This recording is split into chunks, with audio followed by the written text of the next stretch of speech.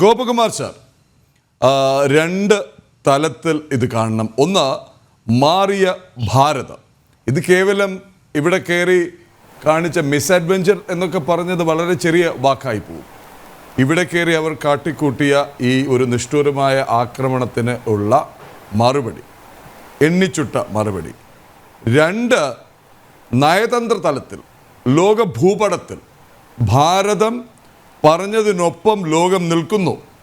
China പോലും കടുപ്പിച്ചൊന്നും പറയാതെ, ഭാരതത്തിനെതിരെ ഒന്നും മിണ്ടാതെ അങ്ങ് തന്നെ ചൂണ്ടിക്കാട്ടിയതുപോലെ ചൈനയും പരസ്യമായിട്ടെങ്കിലും നിഷ്പക്ഷത പാലിക്കുന്നു. ഈ ഒരു ശക്തി, ഈ ഒരു കരുത്തിൽ നിന്നുകൊണ്ടാണ് ഭാരതം മറ്റ് പ്ലാനിങ്ങുമായി മുന്നോട്ട് പോകുന്നത്, വികസിത ഭാരതം എന്നുള്ള സ്വപ്നവുമായി മുന്നോട്ട് പോകുന്നത്. ഇതിനിടയിലും ഇപ്പോൾ ശ്രീപത്മനാഭൻ തുടങ്ങി നമ്മുടെ ആർമി ഓഫീസേഴ്സ് വരെ ചൂണ്ടിക്കാട്ടി ഒന്ന്, ഈ പാകിസ്ഥാൻ ഒരു 4-5 കഷ്ണമാക്കി അവിടെ ഇവിടെയും ആക്കാതെ ഇത് നന്നാവില്ല എന്നും അവർ ഇനിയും മണ്ടത്തരങ്ങൾ കാണിച്ചു കൊണ്ടേയിരിക്കുമെന്നും സൂയിസൈഡൽ എന്ന് വിളിക്കാവുന്ന തരത്തിലുള്ള ഇത്തരം അഭ്യാസങ്ങൾക്ക് ഇറക്കി പുറപ്പെടുകയും ചോദിച്ചു വാങ്ങുകയും ചെയ്യുമെന്നുള്ളപ്പോൾ ഭാരതം ശ്രദ്ധിക്കേണ്ടത് എന്തൊക്കെയായിരിക്കും?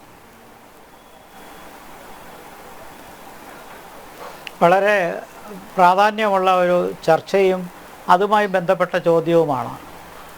നമ്മളെ സംബന്ധിച്ചിടത്തോളം യാതൊരു സംശയവുമില്ല, ഒരു വികസിത രാഷ്ട്രമാകാനുള്ള ശക്തമായ ദിശാബോധമുള്ള ഒരു കാഴ്ചപ്പാടിൽ നമ്മൾ മുന്നോട്ട് പോവുകയാണ്.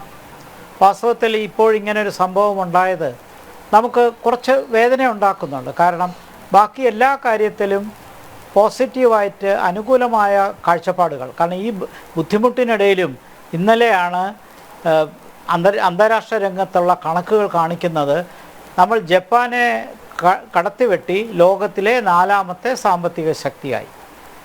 അടുത്ത വർഷം അല്ലെങ്കിൽ അതിനടുത്ത വർഷം ലോകത്തിലെ 3ാമത്തെ സാമ്പത്തിക ശക്തിയാകും.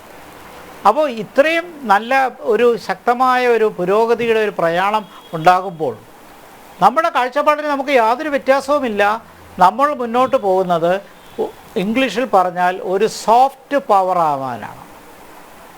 സോഫ്റ്റ് പവർ എന്ന അന്തർദേശീയ ബന്ധങ്ങളിൽ പറയുന്നത്, ഇപ്പോൾ പവർ എന്ന് പറഞ്ഞു കഴിഞ്ഞാൽ രാഷ്ട്രീയത്തിൽ ഏറ്റവും പ്രധാനം അത് തന്നെയാണ്.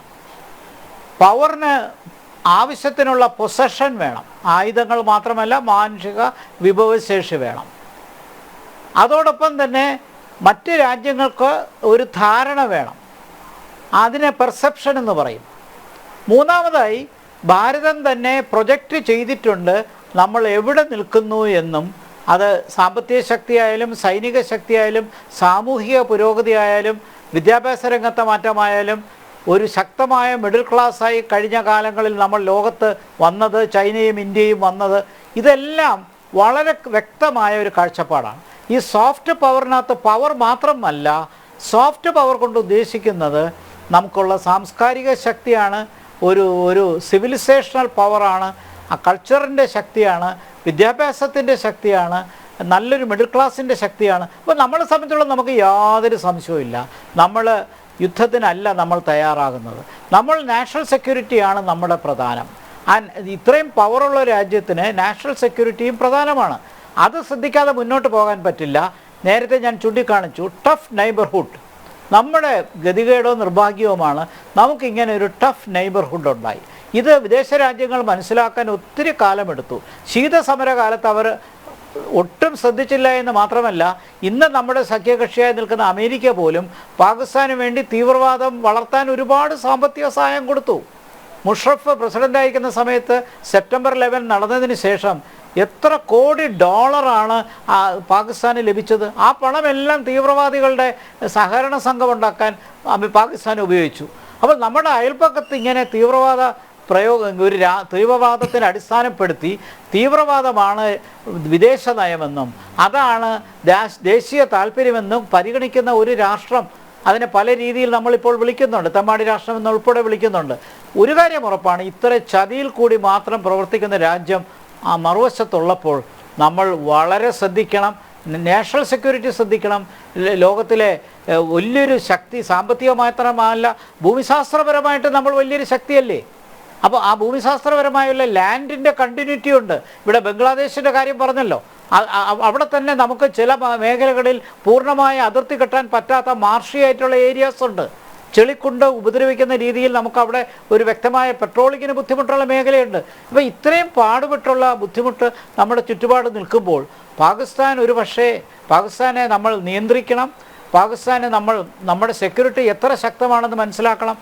ഇന്ന് രാവിലെ കൊടുത്ത പ്രഹരം, അതിൽ നിന്ന് യുക്തിഭദ്രമായി അവരെന്തെങ്കിലും മനസ്സിലാക്കിയിട്ടുണ്ടെങ്കിൽ ഇനി മുന്നോട്ട് പോകാതെ അവർ നിൽക്കും, കുറച്ചു കാലത്തേക്കെങ്കിലും നിൽക്കും. പക്ഷേ അവരുടെ ഒരു സംസ്കാരവും പാരമ്പര്യവും വെച്ച് നോക്കുമ്പോൾ അതിനുള്ള സാധ്യത തീരെ കുറവാണ്. ഒരു കാര്യം കൂടി പറയാം, പാകിസ്ഥാൻ 4 or 5 പിളർന്നു പോയേക്കാം എന്നുള്ളതൊരു ഒരു പക്ഷേ അതൊരു വസ്തുതയായി വരാം. കാരണം ബലൂചിസ്ഥാൻ നമുക്കറിയാം, താലിബാൻ പാകിസ്ഥാൻ നമുക്കറിയാം. ഇത്രത്തോളം തീവ്രവാദികൾ വളർത്തിയതിൻ്റെ ഫലമായി പുതിയ പുതിയ ട്രൈബൽ ഗ്രൂപ്പ്സ്, സോട്ട് വാലി, ഇങ്ങനെ തുടങ്ങിയ ഒരുപാട് കുഴപ്പങ്ങൾ പാകിസ്ഥാനുണ്ട്. പക്ഷേ പാകിസ്ഥാൻ പല കഷ്ണങ്ങളായി മുറിഞ്ഞു പോയാലും അപ്പോഴും നമ്മുടെ ദേശീയ സുരക്ഷ കൂടുതൽ വൾണറബിളാകും. മിഡിൽ ഈസ്റ്റിലെ പോലെ മറ്റൊരു ഹമാസിൻ്റെ രാഷ്ട്രീയം നമ്മുടെ ഉപഭൂഖണ്ഡത്തിൽ വരാൻ പാടില്ല. പക്ഷേ നമുക്ക് എന്ത് ചെയ്യാൻ കഴിയും? പാകിസ്ഥാനെ നമുക്ക് നന്നാക്കാൻ പറ്റില്ല. നമ്മളെപ്പോഴും ഒരു സമാധാനത്തിൻ്റെ ഒലിവ് ബ്രാഞ്ച് കൊടുത്തിട്ടുണ്ടെങ്കിലും അതിനൊന്നും തയ്യാറായെന്ന് മാത്രമല്ല, ഇന്ത്യയെ, ഭാരതത്തെ അവരെന്നും പറഞ്ഞുകൊണ്ടിരിക്കുന്നു, ബൂട്ട മുതൽ പറഞ്ഞുകൊണ്ടിരിക്കുന്നു, to bleed India through 1000 cuts. ഇങ്ങനെ വിചാരിക്കുന്ന ഒരു രാജ്യത്തിനോടാണ് നമ്മൾ ഇടപെടുന്നത് എന്ന് ആലോചിക്കുമ്പോൾ അവർ തകർന്നാലും കുഴപ്പം, അവർ നിന്നാലും കുഴപ്പം. അപ്പോൾ നമുക്ക് ആകെ ചെയ്യാവുന്നത് നമുക്ക് പ്രാർത്ഥിക്കാനേ പറ്റൂ.